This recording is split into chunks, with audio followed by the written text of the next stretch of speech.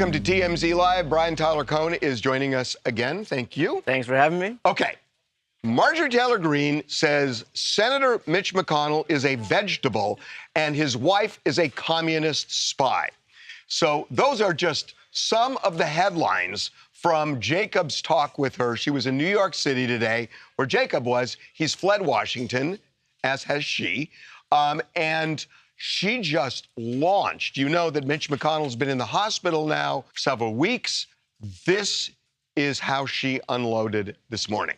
I'd like to say shame on the Republican Party for just basically staying silent while such a powerful Republican senator is basically laying in a hospital like a vegetable. But it doesn't surprise me from the establishment, because this is what they support. They support people holding on to power until they're practically dead or do die in office. And this is why the state of our country is so pathetic.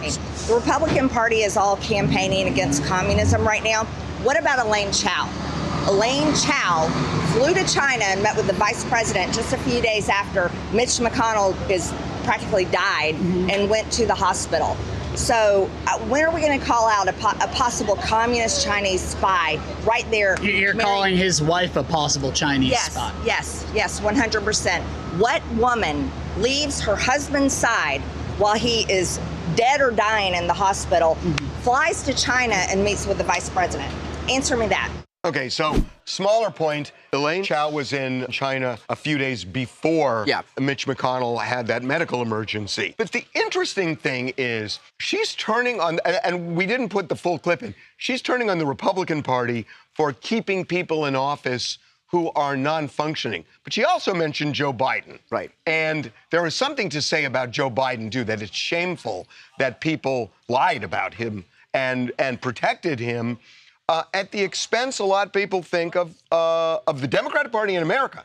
Yeah, I mean, look, that is the great irony of all of this, is that this is a Republican Party that kind of rose to power. I mean, it did really well in 2024 on the back of this idea that you have a Democratic Party that wouldn't be responsive to the will of its voters and would entrench this, like, old guard of people who just would cling on to power by any means necessary. And then you've got Mitch McConnell, who may be alive, may not be alive, and yet we don't know, and that's kind of the whole point, right? Well, he's alive. Scott Jennings from CNN just said he had a 20-minute talk with him, which seemed odd to me that they were talking about Iran and all these other things. That do you believe that Scott Jennings had a 20-minute talk with Mitch McConnell? No. Yeah. I believe he said he said it. I believe he said hello or something. But, Mitch, you know, he was found unresponsive in his home a couple of weeks ago, taken to the hospital, has been there ever since. And you've got this Congressman Keene who disappeared for 4 months and comes out and says, finally, I was suffering from depression. So I went MIA for 4 months. There's a point to be made here, but you guys have got to give me that there is a difference when it's the president, the guy who controls the nuclear codes, as opposed to a senator or somebody who is part of Congress. There is a difference. I think her point, though, is generally correct, that our politicians are far too old. The people who are running are far too old. That needs to change. How old's Donald Trump? Well, 80 years old. Yeah. No, I give that to her. Look, she's off her rocker. Mitch McConnell's wife should sue her for implying that she's a Chinese spy. Look, I don't think Marjorie Taylor Greene's a spy. I don't think Mitch McConnell's wife's a spy. I mean, that's crazy talk. My point is, though, I think she's actually onto something. The politicians are too old. We shouldn't have 80-year-olds that are running the country. You're past your prime at that point. Almost always, I'm sorry to say. Donald Trump. Right. You can argue that for sure. Well, do you argue that? You just said. I think that Donald Trump is one of the people that is actually high functioning at this age. But by and large, I think that 80 years old is too old to run the country. Where are the 50-year-olds running the country? I mean, there's no shortage of videos of Trump falling asleep at his own cabinet meetings. Yeah. No, I give you that. Well, how can I argue that? I mean, it's right there on video, right? No, but I think the broader point about the age, like the gerontocracy in charge of this country is a really pervasive problem. It's a bipartisan problem. Both parties. And the fact that we don't know, I mean, that we're standing here, we don't know whether Mitch McConnell is alive or dead. I mean, look, I'm not going to take Scott Jennings' word for anything as much credibility as that guy has bought himself. But yeah, I mean, you know, it's clearly a problem. So I have a question. So hypothetically, how old is too old to run TMZ? It's 74, 75. Hi, my name is Elizabeth. I am from Pasadena, California. And I think, yeah, the longer that they don't make a statement, we get more crazy statements like this from Marjorie Taylor Greene, who feels comfortable to call Mitch McConnell's wife a communist spy. While, yes, that is a wild statement, I do think she's onto something about we need age limits for these positions because as we're seeing in real time with Mitch McConnell, if you don't step down in an appropriate amount of time, you're going to be forced to. You know what's really funny? That Marjorie Taylor Greene was considered by a lot of people a wacko a year ago, and not anymore. Hunter Biden was considered insane a year ago, and all of a sudden he's likable. And so people on these fringes have come to a point where everybody likes them again. On the fringes, they've come in. I think that's a great point that we also heard about this idea that the longer you don't have accurate information to fill this void, the more conspiracy theories proliferate. And if anybody should know that, it's the Republican Party. Like these people, this is the currency in large part of the modern MAGA GOP. And so when you have, this silence for days and days and days where you don't know if Mitch McConnell is alive or dead, these people have to know that what's going to fill that is, commentary about whether or not he's his wife is a communist spy. Okay, but in a way, the Democrats started this with Joe Biden because there was a conspiracy to keep his condition away from the public, and there were lies about it. There were conspiracies about the fact that about this idea that there was body doubles. Look, conspiracy theories. This is the currency of the internet. By the way, my final thing. My favorite thing about Hunter Biden was when they said that they found cocaine in the White House. Yeah. And Hunter Biden came out recently and said, no, I would never have left anything there. I love him for this. Yeah. So in the run-up to Taylor Swift's wedding, we saw all these boxes outside Madison Square Garden. It said lobster and chicken and all sorts of really delicious food that apparently almost nobody ate because with 1,200 people there, the lines for getting anything were just impossibly long, apparently. And a lot of people had real trouble eating. And this thing went from like 4:30 in the afternoon until 4 in the morning. So it was 12 hours.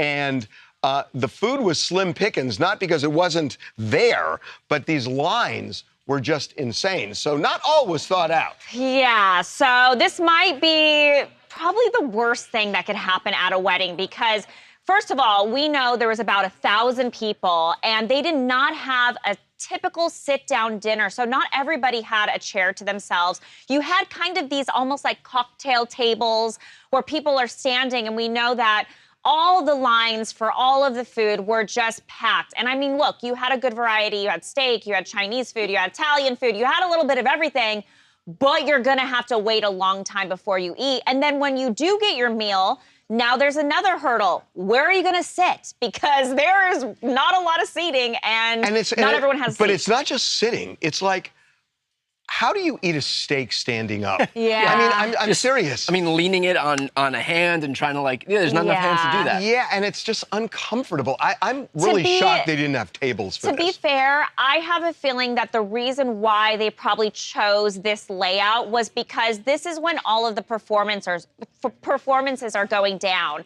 And they probably want people to be dancing. They want people to be watching the stage. And they want people out of their seats. But then why not just have finger food? But if they're having like proper food, it's like, I don't like going to restaurants where you have to sit at one of those little bar high top tables. Yeah. It's just uncomfortable. But it's like to have like a formal meal like that with high top tables is weird to me. And it's not like Madison Square Garden doesn't have enough room. Right. I mean, well, Harvey, a lot of our viewers are kind of saying, honestly, who cares about eating food at a wedding? We only really care about the drinking part, and there didn't seem to be many complaints about that. Yeah, there weren't a lot of complaints about the bar. That seemed to be stocked and, Totally. I mean, overflowing. that's definitely priority, but you're going to get hangry after a while. I mean, if you're at that wedding, there is a certain degree of expectation that you're going to be able to have a good meal and fuel up for a 12-hour event. Yeah, and we do know that at the very end of the event, Taylor and Travis did order about 100 pizzas for everybody. That's at the end. What I'm wondering is, if people didn't eat, but it was easy to get to the bar, how many people were wasted? Yeah. No, Yeah. I'm actually serious. How many people were just wasted? No food in their stomachs at all. With no food in their stomachs, and all there is liquor. Which is not necessarily a bad thing. No, it's a good You know? time. If you get an invite to Taylor and Travis's wedding, you better remember it. Can you- So that would suck. Can you be sloppy drunk at their wedding? No, definitely not. But were there phones? I mean, that might actually be No, the they best took place. all the phones. So that might be the best place That's to true. get sloppy drunk because there's no photographic evidence of it. Yeah. And it was black tie. I would just love to see people in black tie and ball gowns sloppy drunk. That would be, and there is video. Yes, we do know that they were filming inside, not for any kind of like Netflix special or anything like that, but for memories. Are we your sure? typical. We know that, yeah. We know that there was no film release in the original, quote, NDA. I say NDA like this because there's no penalty in there. I will bet money that this wedding gets released somewhere. Yeah. They had professional cameras there. This can get released somewhere. It should. But as of right now, we're told that's not the plan. Hey, I'm Patrick from Brussels, and I honestly think this is a prime example of no matter how rich or famous you are, it doesn't mean that you have taste or class, to be honest, because I think I saw someone online basically say that she had her wedding at work at an arena, which is not far off. I think having your wedding in one of the busiest streets in America, but claiming that you want privacy is certainly a choice. And I think it's kind of her MO at this point. Let's forget about Taylor Swift for a second. You guys ate our lunch last night. I mean, You guys killed us last night, and you rubbed it in our faces by doing the Trump dance. I was actually at a live stream. I was at a television studio, and it was quite intense. It was 2 a.m. Belgium time, so it ended at like 6 a.m., 5 a.m. But yeah. And what did they say at the? What did they overturn this? Overturn this? Oh my God! You humiliated us. Yeah, he's not gonna like that one too much. I won't lie. Well, you know what? He's prone to phone calls, so there's still time for him to overturn it. You just wait. Yeah, exactly. You're going to be spending the next 10 years listening to him try to overturn this round of 16 result. Congratulations. Coming up, there is a movement against being a tradwife. It's that moment where you realize, oh, I'm closer to death than birth. And this is all I'm going to do from now on until forever. be right back. So there are a lot of people in this country who are rethinking the idea of a tradwife, somebody who is kind of subservient to a husband and is basically alive to raise the kids and provide a good home for the breadwinner. That's the notion of a tradwife, and it kind of had a resurgence over the last 10, 15 years. But now the pendulum is swinging the other way. And there are people who think that being a tradwife can be devastating, especially, 10, 15, 20 years into a marriage, when a husband just says, I've had enough. And all of a sudden, the woman is saying, how am I going to support myself and the kids because I have no skills, I have had no job history, and there is a movement against being a tradwife. One of the leaders of this movement is a woman by the name of Unitza Templeton. She's writing a book called Untraditional: My Troubled Journey from Tradwife to True Self. And she's joining us right now. Unitza, welcome to TMZ Live. Thank you so much. So you have a different story. Because you were actually kind of the breadwinner in your family when you left your husband, right? At that point, yeah, I was realizing at a certain point in the marriage, I realized I wanted to leave. So I kind of started my journey to leave while I was married. So I started to earn some money, and then I kind of was earning enough money to support all of us and realized, well, now I can leave. So was there a point in the marriage where you really were kind of the subservient partner and just kind of raising the kids without any kind of gainful employment? Oh, absolutely. Yeah. For the first 9 years of the marriage, I was the faithful little barefoot and pregnant, cleaning, cooking, Yeah, that was me. That was my whole life. Cloth diaper, homeschool, gardening, everything. Ballerina farms, just in my little neighborhood. So when you decided you're going to start earning money, were you having doubts about the marriage?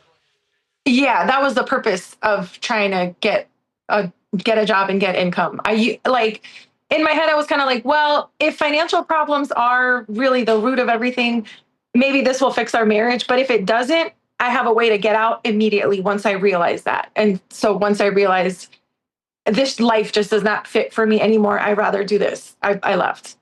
Anita, you have your situation. I'm curious if there is a community of other tradwives or former tradwives who've kind of contended with the same thing as you are. Oh yeah, I have close to over 300,000 women that follow me over all of my platforms. And it is a community of women that all support each other because that's the one thing we have in common. And that's the reason that I post on social media is to show them and the other women, like, we could do this, we could make it. I'm a normal woman just like you. If I can do it, so can you. You don't have to stay miserable once you realize, oh God, I hate this. This is my life. And then I die. That's it. What about the women who like it? What about the women who kind of embrace this traditional kind of nuclear family? Yeah, those are the girls that are 19, 24. They're still really young. They still have new recipes to try and date nights to go out on, but it gets old. Like, you have to think of dinner every single night. It gets old. And you realize there's more to me than this. Like, we call it a midlife crisis, but whatever you want to call it, it's that moment where you realize, oh, I'm closer to death than birth. And this is all I'm going to do from now on until forever. The only thing I have to look forward to now is actual death because I feel dead inside. You know? Can you talk about the danger of this? Because when this seems appealing is when you're young, but that should be the time where you should be building up skills that you can employ for the rest of your life. And so can you talk a little bit about how that factors into all of this? Because by the time you realize, like, this is all I'm going to do, I'm going to be cleaning and cooking for the rest of my life. And by the time that settles in, you're at the point where you should have been using all of that time to build up your skills, go to school, do whatever you have to do to make money and support yourself for the rest of your life. Yeah, and that's the unfortunate part. Like, the girls who are 18, 19, I didn't go to college, I didn't do anything. Not only does it affect your abilities to gain any sort of gainful employment, like, sure, you can become a cleaning lady someday, but is that all you want to do, like, for the rest of your life? You had dreams as a little girl. And that's the part that women need to realize. And then also, when you don't go to school and you don't learn, it's really embarrassing to have conversations with people and they know about common historical events and you're ignorant to it because you didn't go to school. You didn't focus on education. So people bring up like Apollo 13 or things in history and you feel like an idiot because you're like, well, I could tell you how to clean your oven really well.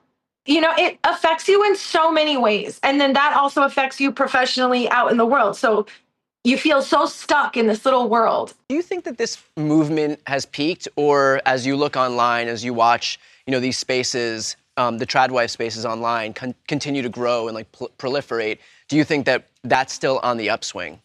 I super think it's still on the upswing because when you go, only now when you go out and shopping, all you see are those little milkmaid dresses. And so I feel like it's popped out of social media and now it is in our everyday life, in our faces. Any store you go to, you see the Tradwife little dresses. You see the girls expressing to be really skinny and, focusing on their beauty instead of their skills and learning. So I don't think it's peaked yet because I left the marriage. I left the lifestyle in 2019.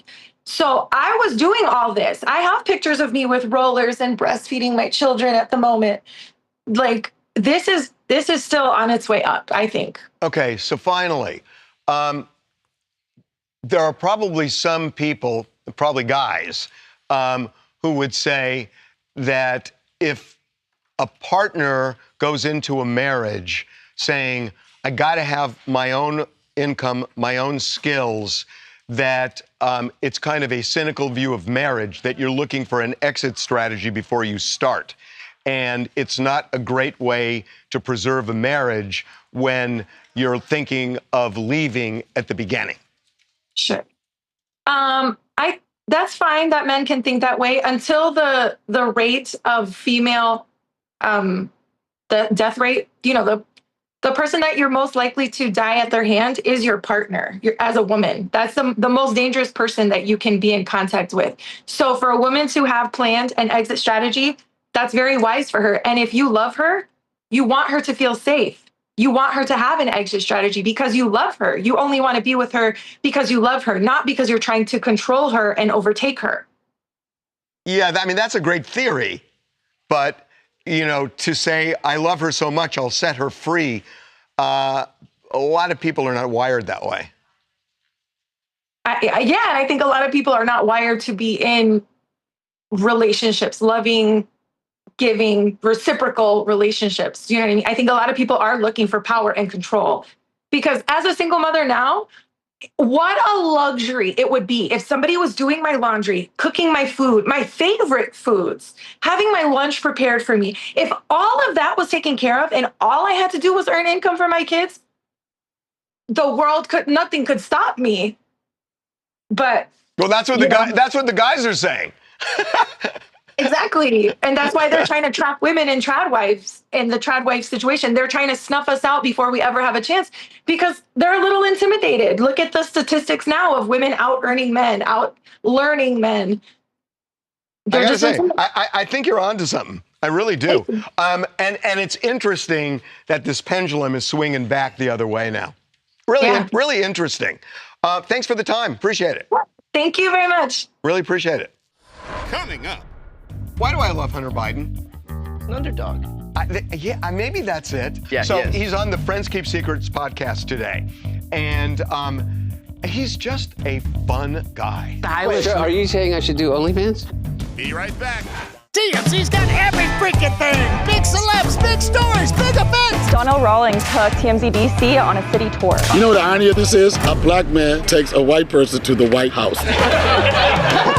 It's TMZ.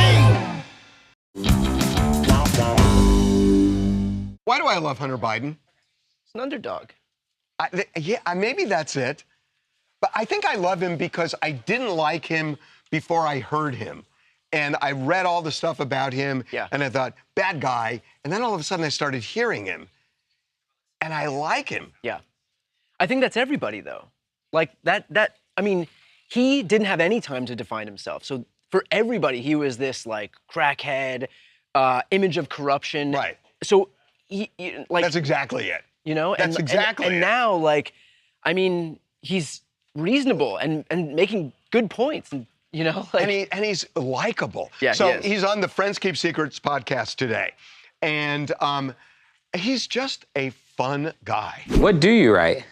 I know you write wrote your another book. Okay. But I also do poetry. Like for Poetry's some fun, of isn't my it? art, I do that. I've written a lot of essays. what I'm going to do. Okay, you guys tell me. Rap album. You should model. You're like a great looking guy. Do I do a older men? You're like the most stylish. Wait, are you saying I should do OnlyFans? No, that would make a lot of money. Did you see Shannon Elizabeth? I could put up all my old stuff on the OnlyFans. Oh my God. You're too exposed. I don't think I own it. No, he would be. He's overexposed. I mean, you gotta love this guy. Well, I think it's not just that he's really authentic now, but he also deserved what we thought about him before, right? He used his father's image to try and sell this thing to the Saudis. He was crack addicted. He also his brother died, and then he started banging his brother's wife and got her addicted. I mean, it's not like he deserved a lot of good graces, but now he seems awesome and he's authentic. But there's also a story behind that story, all those stories. There's a story behind all those stories, and we don't know it because all we know is the way people write. And I have done this job long enough to know that the media skews everything to make people who they want to make look bad, make them look at their worst. And if you want to love somebody, they do no wrong. I think what he has going for him, too, is he's very self-deprecating. Yeah. And in an era where nobody can laugh at themselves, especially in politics. Yes. Like, you can never admit fault. You can never be wrong. You can never take blame. This guy will take every insult hurled at him, flip it around and be like, yeah, you're right. 100%. He said he said that he wasn't the one that left the cocaine at the White House because he would never leave cocaine. That's right. For him to be able to laugh at himself, I think in this era, especially of politics, is a huge boon to his image. Yeah. I think Hunter Biden could run for office and win. In this climate, I think, because, first of all, he's laid it out all out on the table. Yeah. Gavin Newsom did the same thing in his book. Just laid it all out on the table. Yeah. And he's done that. Yeah. And he ends up likable. A little bit of honesty in politics maybe goes a long way now. I think Hunter Biden could win. Do we have like a new era of dynastic political families where it's going to be Hunter Biden versus Don Jr. in 2032? Oh, my God. I love it. Oh, my God. A lot of the people in the chat were saying they would not mind voting for him because he was honest and he's an everyday guy. I'm telling you. So, yeah. Senator Biden. It's also kind of like an indictment of our whole political system that if you are just honest, that's enough for people. Yeah. It's like we don't care that he did crack. We don't care that he was the son, that he was engaged in this corruption scandal. Right. This guy told the truth now he's one time for president. It sounds reasonable. Kristen Clemens, Dayton, Ohio. Now, I watched the Hunter Biden interview with Benny Blanco, Little Dicky, and I think that Hunter Biden actually is handsome. I think if he did do the OnlyFans, he might make a little bit of money. I see the face is cute. It's not as cute as Gavin Newsom. Would you drop coins for it? I got $50 on it. I'm not gonna lie. I would like to see it. Coming up. When I saw this, I just went crazy. Sunny Hoiston on The View said something about how she feels when she goes through neighborhoods that have American flags displayed. Watch this, and I want to make a point. Be right back. Welcome back to TMZ Live. We are going to show you why a lot of people in this country don't like people on the left. And I got to tell you, when I saw this, I just went crazy. Sunny Hoiston on The View said something about how she feels when she goes through neighborhoods that have American flags displayed. Watch this, and I want to make a point. And I said this on this show many, many years ago, because this is my 10th year on the show, and I said there are times when I walk into a community and I see American flags all over the community, and I suddenly feel unsafe because there is a section of this country that has co-opted the American flag, and they equate being an American or an American flag with white supremacy, and that should never be the symbol of white supremacy, but they have weaponized. Because the flag belongs to all of us. It does belong to all of us. A flag is a symbol of white supremacy. Look, for me and you as white guys to tell somebody else how they should or shouldn't feel, look, she's entitled to how she feels regardless of what it is or how ridiculous you may think it is. I do think it's ridiculous. I know, but your lived experience is different from hers. But wait a minute, there are probably white supremacists who fly the American flag, but flying that flag, and it may be somebody who is on the right, that doesn't make them white supremacists. Totally. And the notion that, you know, we live in an area of Southern California where there aren't a lot of flags being flown. But if you go 30 miles to Simi Valley, there are a lot of people who fly the American flag. It doesn't make them white supremacists. Yeah, but Harvey, like I'm from the South, my parents live in Texas. You're talking about California, but you go to other places in the world, like, and you see these American flags, and I get it, it's not a Trump flag or a Blue Lives Matter flag, but a lot of the times that we see these flags, a lot of the times that the people who are flying them are what? But the fringe are white supremacists. Types, yeah, damn near. A fringe element should not represent But it does. The flag of our country. But where we are now as a country, I think that's so silly. This is just pandering by Sunny Hoiston. Sunny Hoiston makes tens of millions of dollars. She's got a cushy job on TV. But what does that have to do with her feeling unsafe or not safe by seeing a flag? Sunny can go anywhere on this God's green earth that she wants to. It doesn't mean that she chooses to be right here in America. She lives in New York. So, but New York is it's totally different than the South. And if she's feeling that way living in New York, then that's totally different. I have relatives in San Antonio, Texas, Corpus Christi, Texas, Refugio, Texas, and it's not, you know, this bastion of white supremacy. And there is a fringe that probably do it. You guys but to ascribe that Proud to Boys, literally, that's like literally know, there. What do you mean you know? I give you that. And the people that support the Proud Boys are a huge group. It's a big group. It's a big group that they have a huge supporting group. In relation to the 400 million people in this country, it's not a big nothing. group. The people that support them, It's that not. people that agree with them secretly. Yeah, there are terrible people who do that. But the idea of saying that if you fly the American flag, there's some presumption that you're a white supremacist, I think is just outrageous.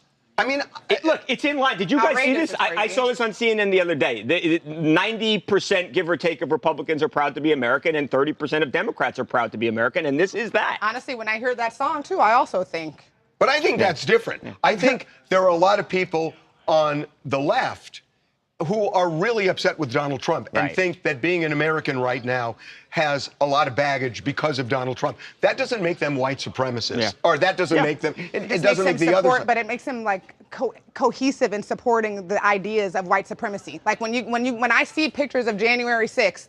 They're all wearing bandanas with freaking American flags. They all have American flags. It's all American flags. There is something to the idea that a lot of the symbols of the country have been co-opted by the MAGA movement, by the right more broadly. I mean, you see American flags flying, you're not going to immediately think that this is, like hearing the word patriot, hearing the word the flag and all that stuff, like those have been symbols that have been co-opted by the right. That was a big thing when Kamala Harris and Tim Walz were running and they had the camo hats. It was like, are they trying to take back some of this imagery that has been dominated by the right? But are you saying that people on the left will not put a flag up at their house on the 4th of July? No, of course not. But I'm saying writ large, there is more of a tendency for those images and those symbols to be co-opted by the right than the left. I get it, and you're probably right, but that doesn't mean the right are all white supremacists. No, not all, of course not. I don't think she's making that point. I think she is making that point. I think she's just making the point that, like, she if you're in a certain neighborhood or wherever it may be, where you see a lot of that symbolism more prevalent, then she's probably in a place where they're not going to be supportive of her. Well, they may not be supportive of her, but that just may mean they're the Republicans. It doesn't make them white supremacists. What? I mean, it doesn't make them white. No, it doesn't. But like, if I'm driving on the highway and I see a pickup truck with an American flag flying, I'm trying to get far away from that truck because they might try to run me off the road. Can I tell you something? Donald Trump is now saying that the Democrat socialists are communists. So it's the same concept that Donald Trump is trying to paint people on this really far extreme, just the way Sonny Hoiston is trying to paint people who fly flags on that extreme. Yeah, but those flags that they're flying have now taken on a different name, a different matter, a different meaning. It's not just an American flag anymore. It stands for much more now. Well, yes, a lot of the chat is just going back and forth kind of with the opinion of saying that if the left is so far saying that the flag has been hijacked, who are they to not go back and try to take it back and make it just a symbol of the U.S. again? Like, a lot of the conversation is saying, if you're so upset about the right being taken over and the small minority of people making it feel one thing, why not try to change that notion? Because of what Babcock just said, which is 30% of the people on the left. I think that's the issue. Is that I'm saying is that then why aren't they doing literally that? What Tyra said is the whole issue. The American flag no longer represents unity because of Donald Trump and because of his followers, period. But that doesn't mean people who fly. There are people who support Donald Trump who are not white supremacists. You got to give it that. Yeah, we got to go. So I'll falter. Kat Tinsley, Chicago, Illinois. I think the reality is the American flag and conversations about it make many of us uncomfortable because of the fact that this is a flag that was created in 1777, right? And Black people were not given citizenship in this country till about 1868. So for almost a century, we were not included in the folklore of the American dream. And so when it comes to whether or not it symbolizes white supremacy, it symbolizes America. And conversations about white supremacy and how we progress beyond that is a part of the American story at large. And so do I think this is a sign or a symbol of white supremacy? No, it's a symbol of America. And unfortunately, an ugly truth for America and our history is that white supremacy is a part of it, and a part of it that we don't like to reckon with. I think that's totally fair. Me too. I think what you said is totally fair. Coming up. Donald Trump came into office on this idea that he was going to end the weaponization of government because, we have to usher in this era of law and order. And of course, all we've seen since he's been in office is him doing exactly what he promised he would avoid, which is weaponizing the government against his political opponents. Like going after you. Going after me. I mean, I'm on the whitehouse.gov media offenders list. Be right back. Brian has written a really interesting book This is the book. It's called Brian Tyler Cohen, The Day After: How to Wield Power in a Post-Trump World. We actually had a fiery debate a week or so ago on one of the chapters. And we're not going to get into that today. But one of the chapters is about lawfare and about what Donald Trump is doing. And I've kind of held back on this with you. But why don't you make your case? And I want to say something about this. Yeah, so my theory of the case is that Donald Trump came into office on this idea that he was going to end the weaponization of government because, we have to usher in this era of law and order. And of course, all we've seen since he's been in office is him doing exactly what he promised he would avoid, which is weaponizing the government against his political opponents. He's tried to prosecute Letitia James, James Comey, Tim Walz, Jacob Frost. I mean, the list goes on and on of people who he's used the government as a cudgel against. Going after you. Going after me. I mean, I'm on the whitehouse.gov media offenders list. So he created an enemies list of content creators, of YouTubers, and is using a taxpayer-funded website to go after me. And so look, I think that the reason that he's felt so emboldened to do this is because the Democrats in the previous administration failed to hold him accountable for his crimes. Merrick Garland wouldn't even nominate an independent prosecutor, a special counsel, for over a year because they didn't want to have the optics of politicization bog them down. So this is about actually restoring law and order, going after these people for the corruption that they're engaging in right now. So I think you're right about Merrick Garland, but you're failing to mention something else. Donald Trump, I think, is a reaction to certain things Democrats do, where they crack the door open and then Donald Trump just blows the door off the hinges. And that's what's happened a lot in the last year and a half. But in this case, if you go back and you look at Alvin Bragg and Letitia James, who essentially said that we're going to run on a ticket of investigating and possibly prosecuting Donald Trump. Who runs for elections saying, I'm going to go after somebody if I win? That's lawfare. And, when you look at the Stormy, look, personally, it's shocking to me that Donald Trump wasn't held accountable for January 6th. Mm-hmm.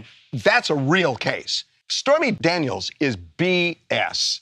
That's a ridiculous case. 34 felonies for something that's a paper crime, that nobody gets 34 felonies. And that was lawfare.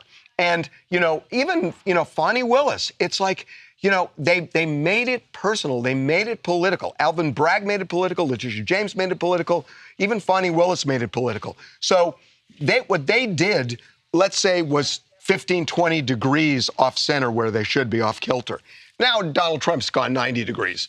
But they opened the door. I mean, a lot of this stuff that Trump is engaged in, whether it's January 6th, whether it's the classified documents, is just being done out in the open anyway. And so it kind of it treats the American people with a degree of contempt that you can say that, oh, well, we have to investigate this first. We all have eyes. We all have ears. We can see what's happening right in front of our faces. And the fact that this guy isn't being held accountable for what he's done. No, I agree. But part of the blame does lie on Merrick Garland. 100%. And 100%. And by the way, that's a big thesis of this book is that, the fecklessness and the impotence, yes, of Merrick Garland, but also of the Democratic Party more broadly, is why we're in this position. I think that's right.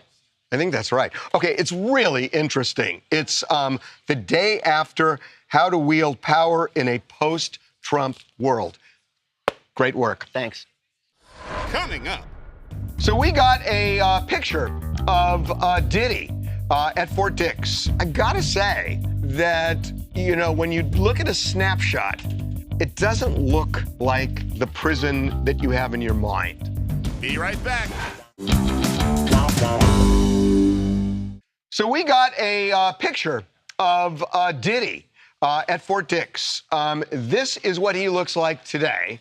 And I just find that really striking. So he's in shorts and a T-shirt, really casual, listening to music. I gotta say that, when you look at a snapshot, it doesn't look like the prison that you have in your mind. It just doesn't. I mean, you know, I did an interview with Martha Stewart a long time ago and talked to her about prison. Yeah. And as bad as it was, you know, I mean, she made, you know, porcelain objects and nativity scenes and such.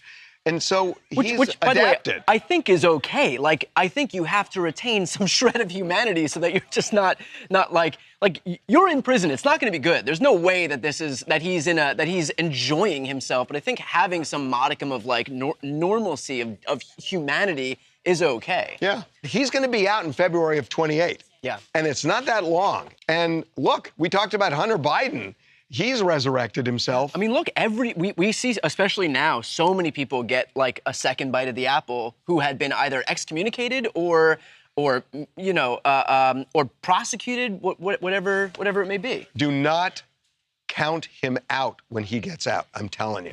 I'm Wayne from Minneapolis, and I'll say this. We learned way too much about Diddy during the trial, but it feels like having this much secrecy and allure, we might find ourselves in a position where once he does get out, the question is going to be, what was he like in prison? And that's going to be a big deal on a tour, I'm sure of it. I tend to agree. Like, I think that the allure of celebrity and even the appeal of folks who are heels, like not heroes but heels, is going to be so great, and there's going to be a lot of attention on him. I think people are going to forget why he was there in the first place. Yeah, I think that's right. And if he's contrite, as you saw with Hunter Biden, yeah, it will make a difference.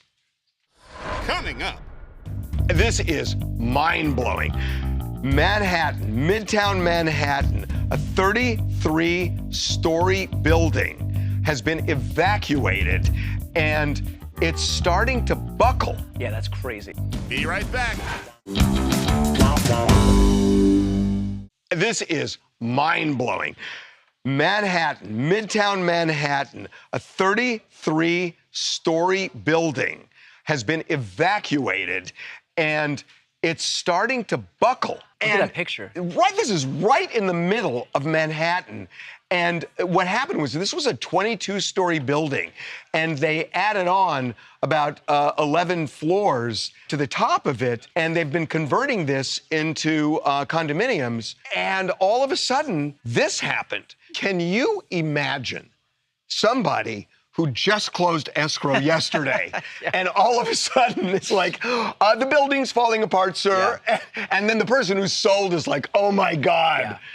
Oh my God! I mean, look. I mean, if this building collapses, then you have a building falling down in the middle of Midtown Manhattan. And if it doesn't collapse, and they say, "Oh, we fixed it," who's going to buy in that building? Yeah, although real estate is so hard to come by. I've seen videos and photos of people buying like closets for $5,000 a month. That's different because the closet stays. Yeah, but what if somebody has what if there's a good deal? Make me an offer. Make me an offer. $1,500, Midtown Manhattan. Building may or may not be upright in 6 months. Buy his book. It's great. Thanks for doing this. Thanks.